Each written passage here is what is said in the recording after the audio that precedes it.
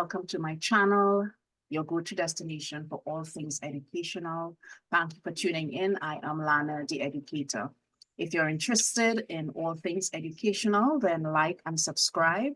If you're a student striving for success, a dedicated teacher shaping young minds, a paraprofessional making a difference, or an administrator leading the way, this channel is your place for inspiration, insights, and invaluable resources. If you're a first-time listener on this channel, welcome. Join me as I explore the latest educational trends, tackle pressing issues facing the education sector, and share stories of triumph and innovation from around the globe. Today on Teachers Have Issues, yes, we have Mrs. Gabriella Rodriguez, former principal and teacher. Welcome, Mrs. Rodriguez, and thank you for joining me today. Thank you very much for having me as your guest. It's my pleasure. Can you tell us a bit about your background and yourself? Well, I retired as a principal in 2010, so that's some time ago. And my educational background includes having my DPED, the usual thing that secondary teachers have. But I did management training with IOB. And then I was selected for further training with a consortium of universities, McGill, Montreal. And when that was finished, I completed training with one course at Andrews and then 3 courses at USC in order to complete the master's qualification. But the bulk of my training was with Montreal and the Canadian universities contracted by the government. Okay, and what schools did you work at? As an administrator, I worked at Rio Claro East. So I had one school, and in the course of working, we moved to a new site. So I was in an old school, and then I was in a brand new school, a newly built school. So tell us, how many years did you serve as a principal? I believe I was trying to count it back. I think it might have been about 5, or roughly 5 years that I served as a principal. And you have the unique experience of coming out of retirement to teach again, and we're going to talk about that a little bit. But first, can you tell us your journey to becoming a secondary school principal? Were you a teacher before that and you used the usual route of, moving through seniority, or did you just go in as a principal at that school? I moved up the seniority line. Actually, I started teaching when I was about 17 years old in a little primary school in Georgetown, Guyana. And then I came across to Trinidad and I taught in private secondary school. And then after I did my degree, I entered Rio Claro West. It is called Rio Claro West now. And then they eventually built Rio Claro East, and I worked in Rio Claro East. So the bulk of my secondary government experience has been in the Southeast, in Rio Claro East and Rio Claro West. And I also, I forgot to mention that I did about 7 or 8 years in Mayaro Composite. It was then Mayaro Composite. It's called Mayaro Secondary now. Okay, thanks. So you have the unique experience of working in the education sector in Guyana and then coming across to Trinidad. Is there cultural or social dynamics that you think you would like to share that happened if you're comparing those two education systems? In Guyana, I taught in primary school. Okay. In Trinidad, I always taught in secondary schools, private secondary or government secondary. I was very young at the time teaching in a primary school, and the conditions were terrible. And well, in the year I spent there, I was able to raise funds for the repainting of the whole primary section and refurbishing of benches and so on with my youth group. Okay. So I did a kind of social service, and I loved the children. The classes were huge, like 60. And Guyana also had a culture of corporal punishment, which I did not enjoy at all. I hated it, right? So there was a lot of many positives because I love the children, you know, I wanted to teach them and so on. I was a very junior member of staff with no clout at all. And, but I love the children and I was glad to be there, but I hated the corporal punishment. I didn't like it at all. And then in moving to Trinidad to secondary school, was there a culture shock in terms of, you know, the children and not just the level, but the culture of education here? I found that in Trinidad, the system was a friendlier one, a more relaxed one. And because I think Trinidadians generally are very relaxed people and very friendly people, very outgoing, very welcoming. And I came at a time when Trinidad did not have all of the crime problems that it has. And so it was a different kind of experience for me coming from a racially tense country to a very relaxed and welcoming country. And so I enjoyed coming to Trinidad, and I got married in the end of the year that I came. So I had a home, I had a full home, you know, to a Trinidadian. Yeah. So I heard you talking about raising funds to, you know, repaint and just do things with the plant. Do you think through your years, both in primary school and secondary school, that that's a typical challenge that principals face, you know, having to raise funds to repair the plant? In some schools, I think that might be the case. But if you're in the Southeast, your fundraising is not very splendid because you're in a setting in which people are not as economically well off as you would find if you go south, you go San Fernando and up north. So fundraising is not really the basis of school improvement. The government places money in the school. There's the budget for the school each year, and then there is also a school fund, so that if you manage those well, you can in fact bring about physical improvements in your school. And for example, in my time, I found that the washrooms were very dreary in my school, and I got them painted over beautifully, really, really nicely done in colors that the students would love. And I also did it as an effort to raise self-concept that, okay, you've got to go to washroom, you're going to use the washrooms all the time, but you must have a beautiful washroom. Okay. So I made nice washrooms for the students. I think also I was in an area in which a number of people would be accustomed to outhouses. Mm. And I felt that you needed to give them an experience of a proper washroom as part of the educational process. Okay. So I wanted to save this a little later on, but in some of the things you're talking about, it had me thinking, because I know that you worked at a very prestigious secondary school post-retirement. Can you tell us about that experience and how it compares, if you will, with having worked in more the south of the country? Can you tell us a bit about those differing experiences? Well, if you were to complain, my school was a SEM school. It was well painted, well furnished. In fact, we had so many tables that big tables, I was able to distribute tables to schools in the area. We had so many. And I was able to share furniture because we had just had too much. And so we were well equipped with computers. We eventually got a state-of-the-art language lab, very expensive, with headphones and the ability to speak to your lecturer. We also got a science room, which was well equipped, fully computerized. And so we got things. Part of it was because I was adventurous in my spending.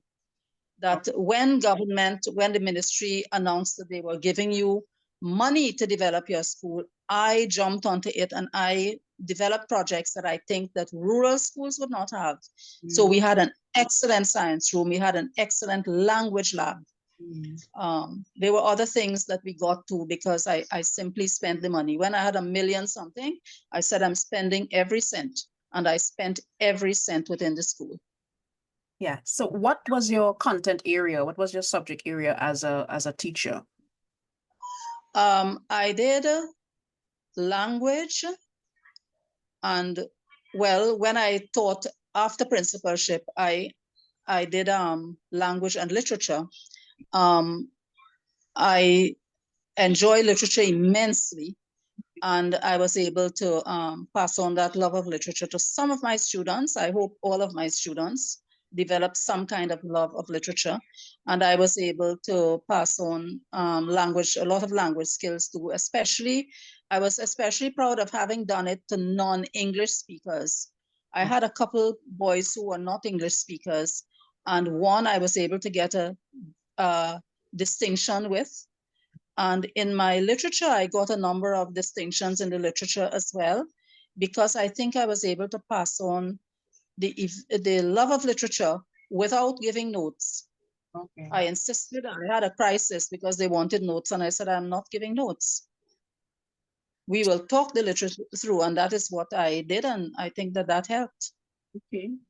Sounds like a lot of innovation on your end. Can you talk me through a typical day in the life of what it was like for you as a principal? What was a typical day like? A typical day was I got to school and I was immediately available all day to my staff as well as my students. I ran an open door policy. I said very simply, I've got to be available to the people I work with. And I made it very clear to them that I am not the boss. I work for the boss. So I had an attitude to staff which says, I'm going to welcome you all the time. I want to hear you. I want to give you time. If a member of staff came to me, I stopped what I was doing and gave my whole attention. If for some reason a child needed to speak to me, I did the same thing. Of course, what that meant was that I could not write up the log before 2:30, so that I would leave my school about 5 o'clock, and I could not see myself leaving before 5. Sometimes I stayed as late as 6 in order to get my own work done, because my work was heavy work. In addition, I was writing projects for the school. So I was pushing the school on and writing a lot of communication to the ministry, because I answered them immediately as soon as they wrote to me. I answered them, and I followed up things so that I was able to get things. For example, I was able to get a huge car park done. I got a car park for the staff. There was parking, but there wasn't enough parking. But that requires a lot of writing. And then, of course, we got a cricket pitch, and then I got a solar system put into the school because I felt that solar energy was something that they needed to do. So there were a lot of things that required me to write. Even the spending of government money for the special projects that they give required me to be writing and to be encouraging staff to write too. So just telling them it's possible. If this is what you want to do, it's possible. It came out of a deep respect, and which I still have, for the ability of the teacher. I find sometimes that teachers want to do things, and administration needs to realize that it has to facilitate what the teacher wants to do. You make it possible. Yeah, so it sounds like I'm hearing a lot of incentive for the staff to work for you because you're working for them. I'm sure you also looked at conscious strategies to motivate the staff. Can you tell me about a couple of those strategies that you would have used to keep your staff motivated or to, garner that staff support? Well, we had regular staff meetings. So we had staff meetings. Staff were encouraged to speak up, but I also dealt with staff matters immediately. For example, one of the cases I had, one of our staff members had a baby newly born, and they were transferring her out of Rio Claro. They had a transfer letter prepared, and they were transferring her to Sangre Grande or some such place, which is miles and miles off. And I said, absolutely not, absolutely not. And I got on the phone right away, and I said, not at all, you cannot be doing this. And so we did a shuffle on staff and we got her to stay. I think she's still there because of her baby. I said, this is wrong. You cannot be doing this. So I was prepared to put up a fight for my staff. I did not allow criticism of my staff. If a matter came up, for example, if a very impatient parent came into the staff to see a member of staff, I would call the member of staff and speak to the member of staff and find out what the matter was. And after that, I faced the parent. I did not allow a meeting in which a teacher would be speeched off and a lot of hostility and all that. I protected my staff, and I protected to the extent that in one instance I heard of a budding scandal, and I called my safety officer right away, and I called a witness. Yeah. And I went to the location of the origin of the scandal. I brought two of them as witnesses, and I said, this is what I've heard, and I want to know if it's true. I got it in writing from the safety officer. I got it in writing from the member of staff, and I immediately wrote my higher authority, my SS3, and I said, if you are hearing this, I have investigated, and this is what the outcome is. So I, as I say in our ordinary language, I took in front before in front took me, right? But you see, when that happens, when the staff know that you will defend them, and my first line of approach was defense. So I defended my staff. I did not allow people to attack them. And of course, that does not mean that everybody was blameless. But when you come onto the blameworthy ones, confidentiality steps in. Okay. Even when they're blameworthy, confidentiality plays, and you protect your member of staff, even if they're wrong, without shielding them from accountability. Excellent. So how did you handle, let's take from away from the staff now and come to the students, how did you handle discipline and behavioral issues, if any, in your school? Well, I think I taught respect in a very definite way. For example, respect for the office of the principal. If I stepped out of the front door and I looked along the corridor and they saw me there, they were instructed to stand. I did it for not only for myself, but for the office. You respect your principal. I did not allow disrespect of staff, but I would call students, I would speak to them. I did it in the assemblies as well. I taught respect for the national flag. That was very much a part of myself, a highly national kind of thing. I taught the students, for example, when the strike squad, I got the students out in the yard to wave to the strike squad when they were passing down, when the footballers were passing. I said, this is our team. We've got to be there. We've got to wave. I got the big TV. I bought really large screen TVs for the school. I got the TVs done, put in the hall, so students could support the national side. I encouraged the student council. And in fact, when I talked about the refurbishment of the washrooms, I did it through the student council. I said, you can ask for this, you can ask for it, and I will support you. We were a co-ed school, and I think I tried to teach respect for both sexes. I don't believe in embarrassing children in an assembly, and I do not believe in public embarrassment of children at all, right? You've got to deal with something sticky, you deal with it privately. I had a pregnancy that I had to deal with. I dealt with the whole thing that nobody even knew. Nobody knew. And in fact, I took the child up to the unmarried mother's home. Okay. She came to the school, I met her, I went with the safety officer, and we drove all the way to Port of Spain. We got her in, there was no breath of scandal. She returned to school after the baby was born. Right? So it was a thing of protect, protect, protect. because you want the children to grow. You want them to feel confident and you want them to grow. And notice, yes, so that is the main thing, that they feel protected. So you seem like you've done a lot and gone above and beyond. Is there any one memorable thing that stood out to you as a principal, an achievement, having done any memorable thing that stood out to you? Well, there were many, many memorable things. I'm sure But by listening to you, I'm sure. I have to say that when the children, now it happened in this way, you see, it was carnival time, and I was thinking that maybe the school should participate in some way. And then somebody said, oh, you know, they're going to bring out a band from our school. And as soon as they said that, I said, well, if that is so, I'm going to bring out a band. And I brought out a sailor band. Wow. And not an ordinary sailor band, you know, a fancy sailor band.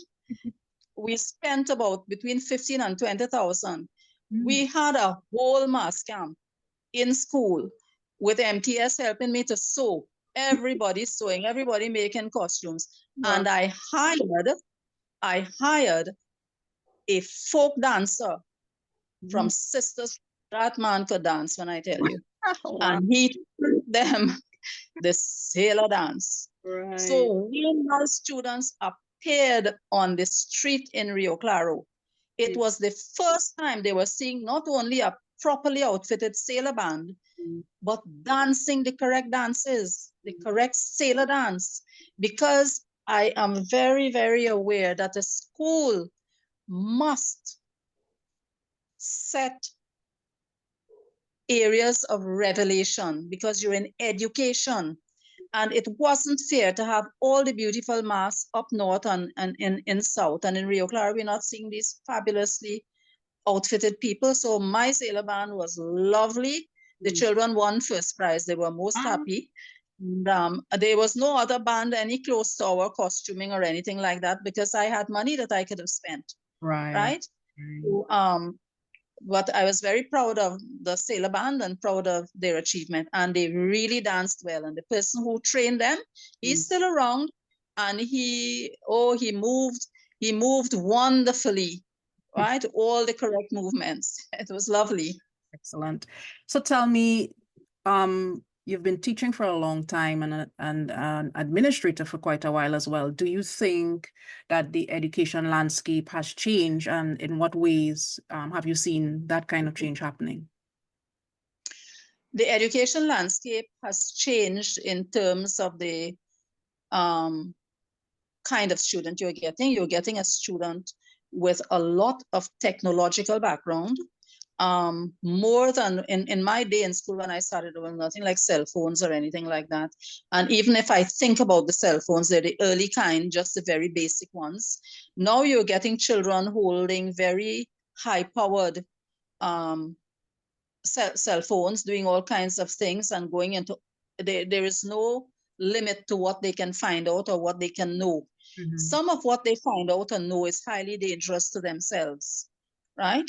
And the educator has got to tread very gently, because children resent very quickly. They resent your establishing limits. So rather than limits, I think that we need to establish alternatives so that the child can make a choice. And no, that is not easy, because when as a teacher, you look at it and say, oh, this is the responsibility of the parent. But then the child spends a lot of hours with you. So that it is a challenge, because it's one that you need to face and you need to do, because education is your job. It's well, I have to rephrase that a little bit. It's the child you are developing. You are not just teaching, you are developing a living human being. And sacrifice is necessary in it, that you are prepared to self-sacrifice in order to help the children forward. So you have to have a love for the children, a love for the young people, and a desire that the best comes to them. I remember one of my boys not doing any work at all, nothing seemed to work. There was one I couldn't help at all. He was focused in the clothes and clothing and shoes, and he got them from the States, and that was all he wanted. The other child seemed to be really struggling, and I met him on the steps, and I said to him, this is not an end statement on who you are. You are more than this. And I hoped that, I said that to him more than once, that even if he brought up a whole pile of fails, that he would understand that he was bigger than that. And so failure at one age is not failure for your whole life when you're so young. I mean, you have time to fail and a time to transform that, you know? So it's kind of hope, it's kind of teaching them hope.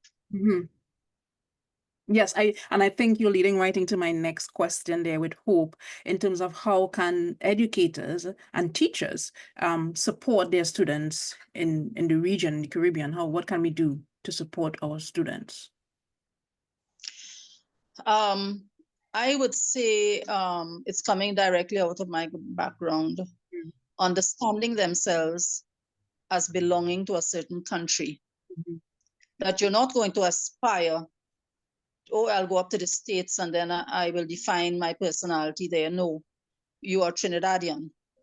And that you need to define yourself as a particular kind of Trinidadian, not a Vincentian, not a Dominican, not a Guyanese, not anything, as a Trinidadian. For me, that required extra effort because I was not born a Trinidadian. I was born a Guyanese, and not only born a Guyanese, but born a bush Guyanese, that is from the very depths of the jungle, so that I had a lot of transforming to do. And when I came to Trinidad and I married a Trinidadian, I have always felt so keenly about national development that I gave up my Guyanese citizenship. So I felt that if you were going to develop children in Trinidad, that you needed to develop a Trinidad culture.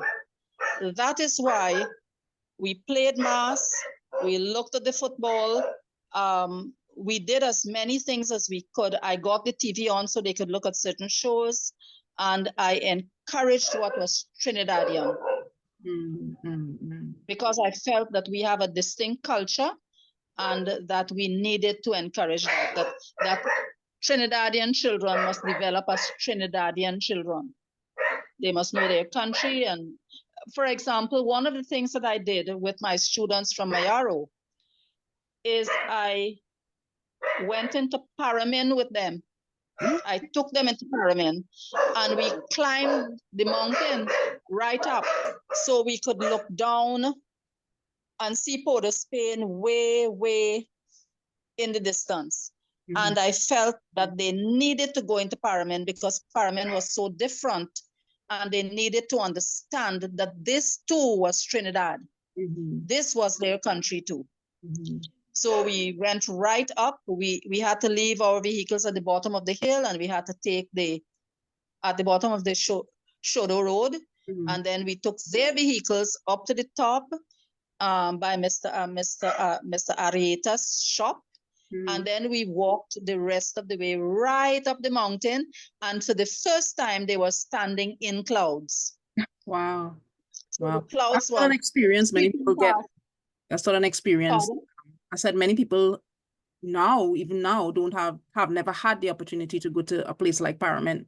You know, it's a rare opportunity for many people. Yes, but you see, if we are to develop the Trinidadian child, we need to do that. And when I was at my previous school, I made sure and took the children to La Divina Pastora. Okay. For the same reason. They might do their whole lives and never come so far south. And because La Divina Pastora is every year, and they would never get there. So I made sure and I took them, right? Because I believe strongly that your culture anchors you. So we're back with Gabriella Rodriguez, former principal, secondary school, and we are getting insight into her experiences as a former administrator. So, Ms. Rodriguez, you can tell me, you're retired now. How has your transition to retirement been so far? Well, I think I transitioned to retirement quite well. Mhm. I taught for a brief stint with adult education group that did not last very long. Mhm. And then I taught at a secondary school, and that lasted for 5 years. Right. I was glad to be back in teaching, Mhm. and I enjoyed what I was doing. Especially, I enjoyed what I was doing because I enjoyed being of service, helping the children to learn. And I had a Form 1 and a Form 2 and a Form 3 and a Form 4 and a Form 5. So I had experience of all of the levels. Mhm. And I was reasonably satisfied or quite satisfied with the results that I got at the end Mhm. for the CXE as well as in both language and literature. So I felt very encouraged by those things. Mhm. I would have liked to take the Form 6 through for Mhm. the literature, but it was not offered to me. Okay. But I would have liked to have done that. Okay. So are you involved in any educational projects, or community activities post-retirement now? Are you still involved in any of those types of projects, community or educational? Um, Preparing to be involved. I've had a couple of health issues I've had to deal with, Mhm. and I am now in discussion, Mhm. particularly for outreach to adults Mhm. who never got the opportunity to complete schooling. I'm Mhm. interested in those people who are 30 and 35 and maybe 40 or more, who Mhm. feel that they would like to go back and they would like to get something done. Mhm. I've done that before. For Yeah. example, the person who helped me at home had never done school leaving at all. Okay. And I said to her, do you want to do school? This years ago. And she said, yes. And I got her to go through school leaving and she passed. And Wow. then there was another person who worked for me and I said, do you want to do your O levels? And she said, yes. Mm. And she not only passed, but she went on to get a government job, Wow. having cleaned floors for me and all that. She got a job with the government and I was very happy about that. So my commitment to human development, it's really human development, that you love people and that you understand that people can get trapped at a certain stratum, Mhm. and that unless you regard your skills as a gift, that your skills are really a gift that you can use for other people. They piggyback on your skills Mhm. and they achieve what they want to achieve, that they realize some of their dreams, especially in a rural area. That is a very, very important thing. So can you tell me what qualities you believe are essential for effective school leadership? Um, Effective school leadership requires that you are unafraid, because you face many issues, not only in managing your school and understanding clearly that the principal facilitates what the staff want to do. That is written into your job spec. You facilitate, you don't order them around. It isn't a master servant kind of relationship at all. It's a relationship educationally as equals, Mhm. and it just happens that you have more service than they do, so you are at a higher level on an administrative level, Mhm. and that you are prepared to facilitate their development and facilitate their plans. Um, I do not it requires a lot of courage.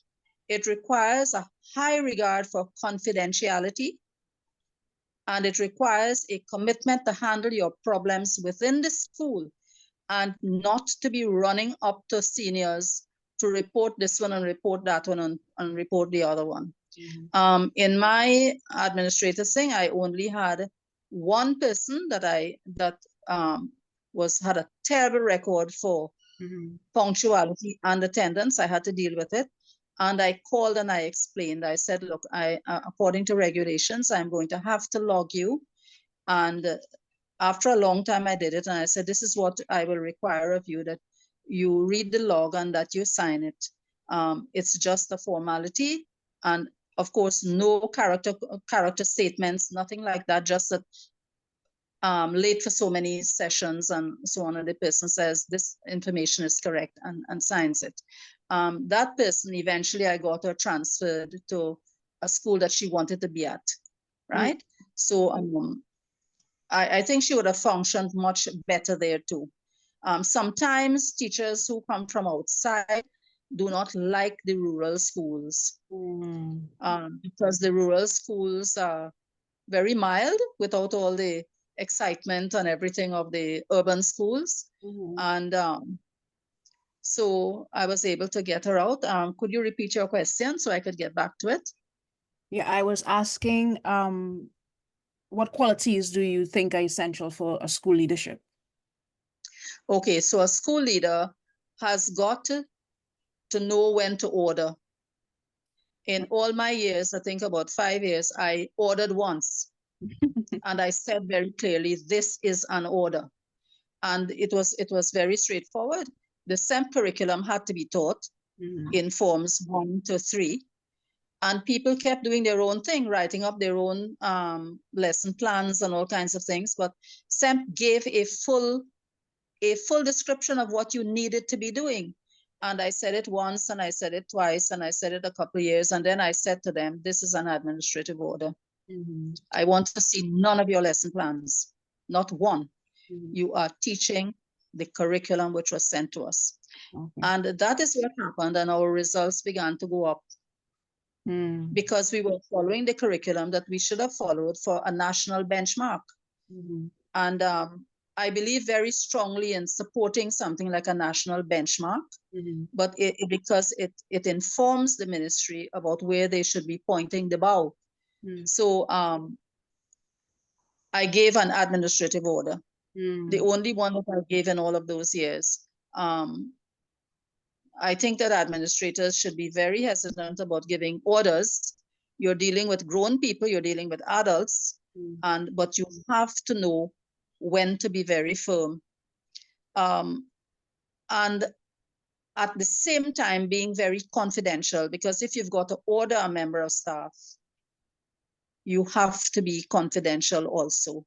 That you do not go and say it, oh, you know, I had to order so and so and so, and I had to do this. And that is, in some senses, an administrator leads a lonely life because you have to carry the burden without looking for any sympathy at all and without looking for any companionship sometimes, right? You carry the burden without those things. How did you manage working with the different personalities that you would have had on staff? I'm prompted to ask this question because you mentioned the teacher who, you know, if you have cases of irregularity and unpunctuality, people might consider a problematic teacher. So how did you deal with problematic teachers and as well as the differing personalities you had in staff? Well, I have a very high value for courtesy. And I believe that no matter what is happening, that your courtesy has got to stay in place, that you've got to be respectful to people. And I was respectful to my staff, all of my staff, right? I was never disrespectful, for example, to my MTS staff or disrespectful to my safety staff, because we had safety staff in our school. Not disrespectful to to the people who are teaching, right? For example, I could not enter a teacher's classroom unless I rapped. And I would not do surprise visits. If I had to visit, I would say, I am coming to visit you, right? And I try to avoid that. You don't want to pop up as if you're trying to find the teacher not doing what they're supposed to be doing. At the same time, a principal needs to know, so that you've got to be an observant principal. And I had a very high sense for safety too, so that I was very aware of having to protect the children at all times, but having to protect staff too.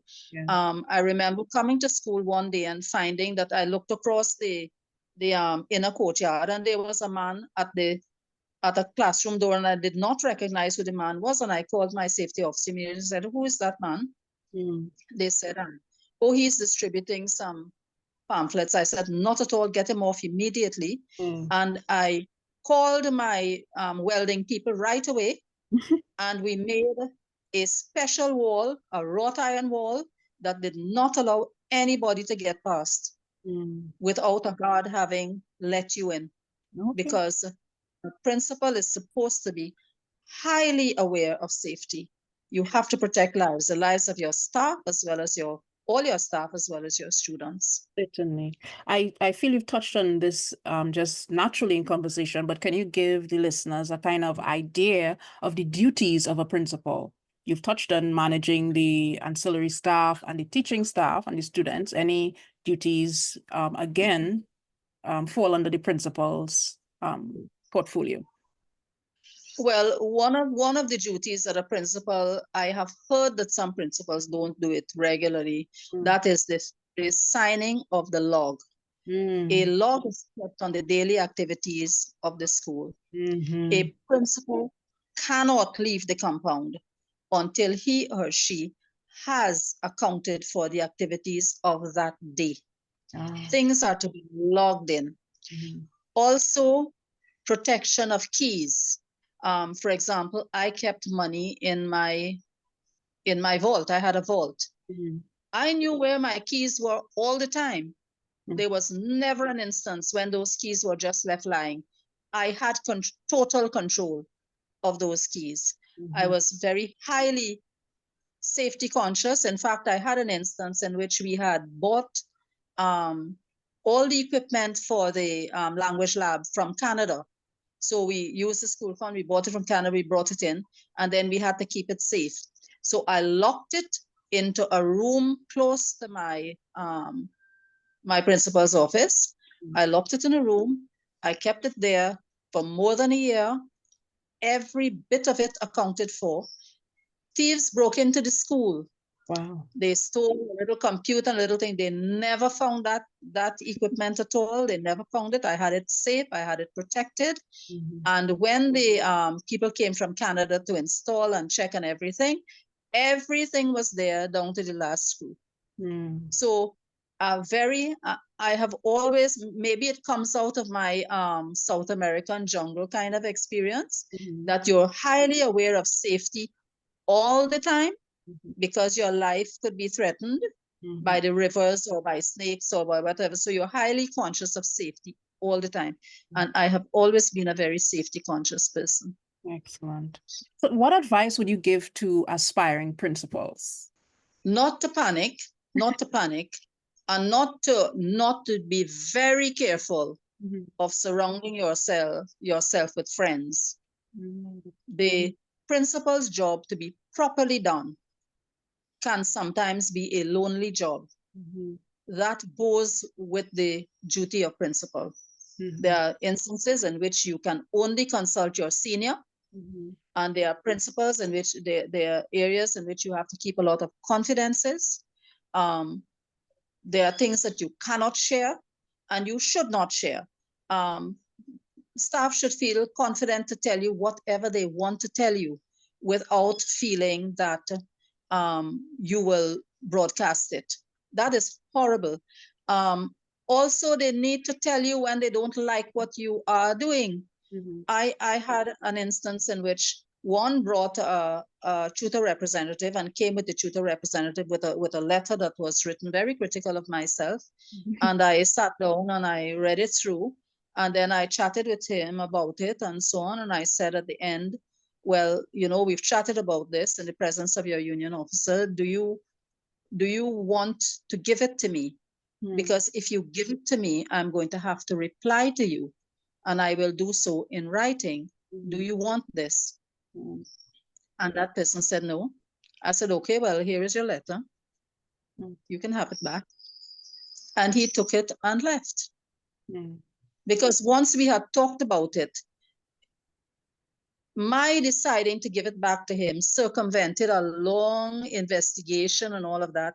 And because I had patiently talked through it with him, he was able to see maybe that he didn't have to go that particular route, right? So I'm saying that a principal gives his staff every possible chance to maintain a good name.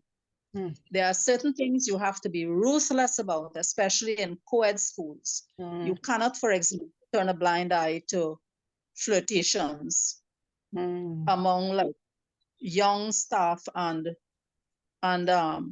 students, especially girls, right? I had one instance in which I gave a warning to an OJT. I said, you know, I don't like how much time you're spending with the girls, and he did not mind what I said. And when I was aware he was doing it a second time, I put him to sit down and I called the people who sent him and I said, I want him removed today, immediately. So I sent him out of the school immediately. I didn't give him a second chance, right? Because as a principal must act with decision. You must know and you must be able to recognize what is dangerous to the name of your school and to the name of the student, what's dangerous for a student. And you have to be decisive in what you're doing. And unafraid. I remember having to deal with having to send call trucks to take children home because the roads were flooded. And my senior thought I was calling to ask him what to do. I said, I am not doing that. I am calling you to tell you what I have done. Right? So that I took the decisions because I was on spot and it was a matter of safety. And you prioritize safety immediately. If a safety issue was brought to my attention, I got up from my desk immediately and I went. There was no hesitation at all. Safety, a principal has got to prioritize safety. And I'm talking that you've got to be observant. In this case, I was told that there was a shaking gate, an iron gate. Got to be immediately. I said, ban the children, keep them off. I'm sending for the people to repair the gate. By the next day, we had the gate fixed. Is there any issue? I know sometimes principals, at least during your tenure, would have had, a principals meeting. Is there any issue that principals would have found pretty challenging or at the forefront of things that they would like to tackle? If I throw my mind back, what was very challenging for principals, and I thought that the authorities gave ground in it when they should not have done that, is the writing up of the strategic plan for the school. A strategic plan is quite a far-ranging thing. And they eventually boiled it down to a developmental plan, which is like a baby version of the strategic plan. And I thought that they should have stuck to their guns with the strategic plan, because what it forced principals to do was to align themselves to the strategic plan of the ministry. So if you know what the ministry's strategic plan is, you know what you need to develop in your school, right? Because you're tied into the overall strategic plan. And I found that strategic plans needed to be done properly. I redid my strategic plan about 4 times. The first time was really bad. The second time a little better, third time a little. So I kept improving so that I was always, when I got training, I used my training. I didn't just say, oh, I have a certificate. I used it, I tested it, I made it work, right? And in fact, when I was preparing to leave, I spent a whole year in disengaging, because I not only did the strategic plan, I updated it, but I also did the school profile, which was pages and pages long, and I dealt with everything in the school. So I gave a written account of everything, right? So my shutting down and leaving, the day I got up from my desk and I walked out, I had fully accounted for development, for what needed to be done, and for all equipment. Everything was in place, except when we lost through stealing. There were a couple instances in which we lost through stealing. In fact, one member of staff, technical staff, lost his job because of that, because he took something he should not have taken, Okay. right?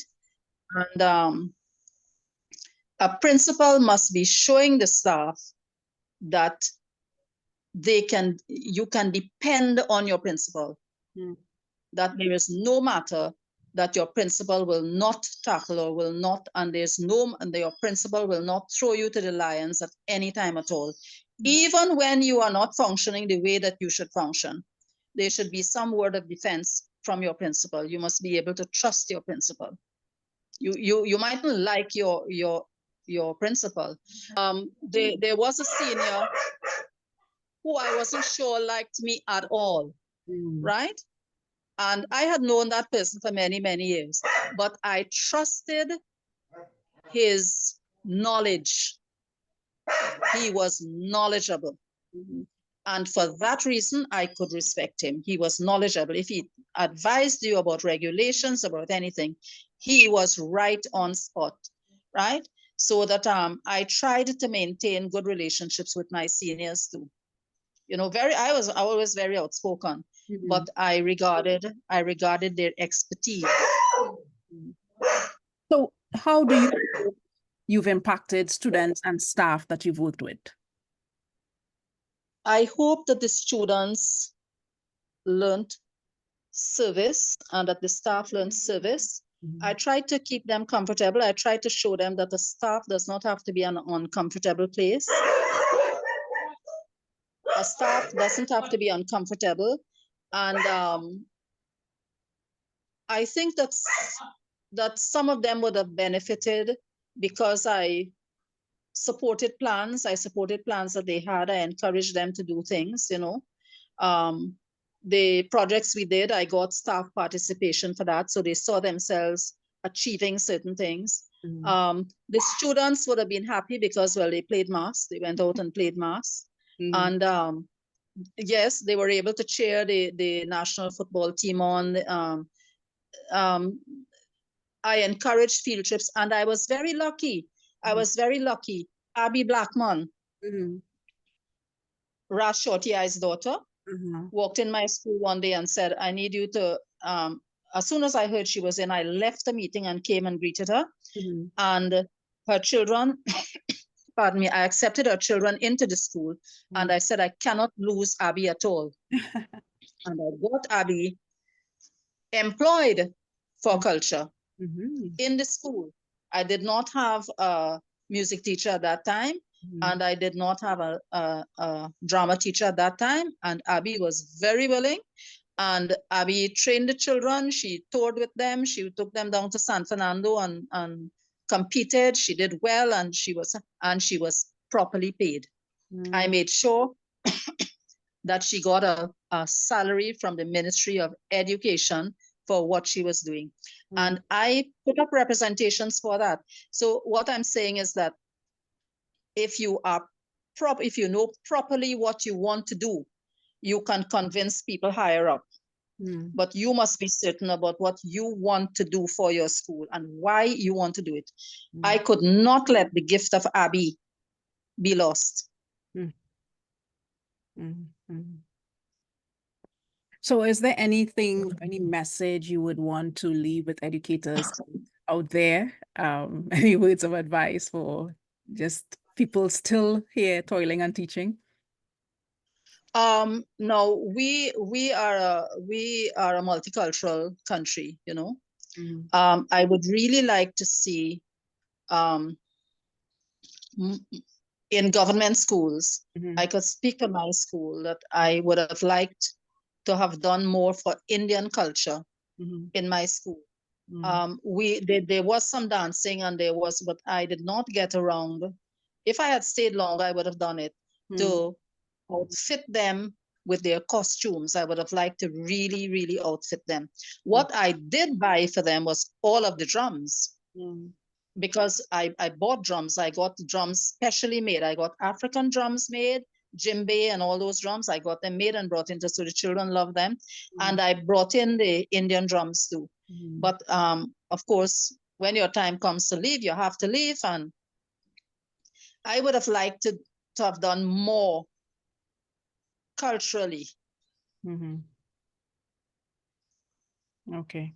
So if you could go back, and not everybody is like this, but if you could go back and give your younger teacher self a piece of advice at the start of your career, what would it be?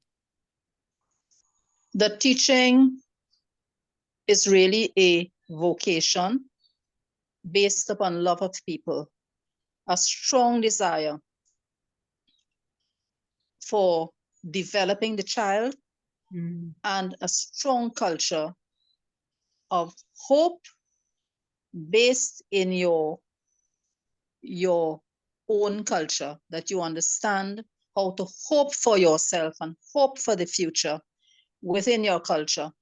Also, that you understand that education makes you break boundaries. And I'm saying that from experience, that I, as a child, I was born on an Amerindian reservation. I am not Amerindian myself, but I was born on an Amerindian reservation. Mhm. My earliest was, if you put a paddle in my hand, I will take a boat anywhere. I will steer a boat and steer it safely and everything. But education took me far beyond that, far beyond that, so that I could look back and I can see the simplicity that I came from, but I understand that the complexity that education introduced into my life. And when you have that complexity, you can help to develop, to move people out of absolute simplicity, where they sometimes do not have dreams for themselves, that you could help them to develop dreams for themselves. Mm. People need to be able to dream for themselves. Okay. Well, thank you, Ms. Rodriguez, for taking the time out to join us here on Teachers Have Issues. Yes. Thank you very much for asking me, and I wish best of luck to you. I wish your program prospers, and I wish that I have said a few things that will cause people to think, really cause people to think. Certainly, certainly. And thank you to my listeners. Remember, you empower minds and you ignite curiosity.